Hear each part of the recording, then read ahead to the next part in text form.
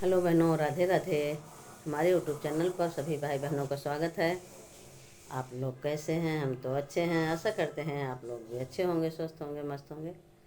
आज हम एक बहुत ही सुंदर बांस जब गड़ जाता है तो मंडप छाया जाता है, तो मंडप छवाने की गीत है, जिसमें कि घर के मुखिया की, घर के जितने भी ताऊ चाचा पापा सब हैं, उनका नाम लेके गाया जाता है। और घर में उसके बाद ताई चाची और मम्मी सबका नाम लेके गाया जाता है। आप लोग गीत के माध्यम से सुनिएगा, पूरी गीत सुनिएगा।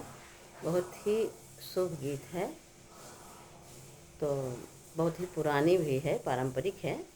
आप लोग सुनिएगा और सीखिएगा, गाइएगा और गीत का आनंद लीजिए। बहुत पुरानी पुरानी गीतें ताज़ा कर देती हैं यादें।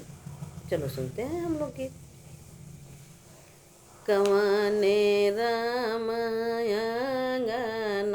हो बसवा दल दे, हे थुनिया दल दे, हे कवनी देया चरवा हो माड़ौ छावा हे आज, हे कवनी दे आचरवा हो माड़ौ छावा आज, तेवारी रामयंगने हो थुनिया दल दे, हे बसवा दल दे, हे तिउराइनी दे आचरवा हो माड़ौ छावा आज। कवाने चाचा कवाने रामयंगने, पापा कवाने रामयंगने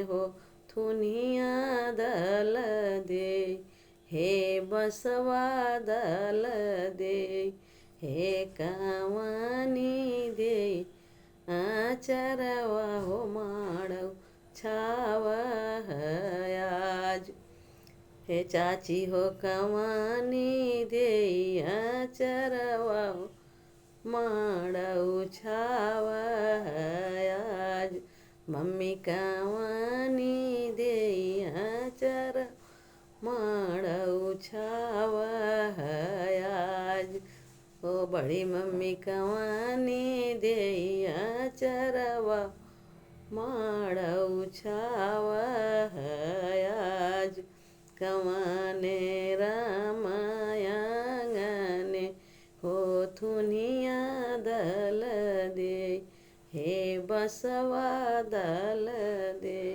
हे कवानी दे आचरवा हो माड़ौ छावा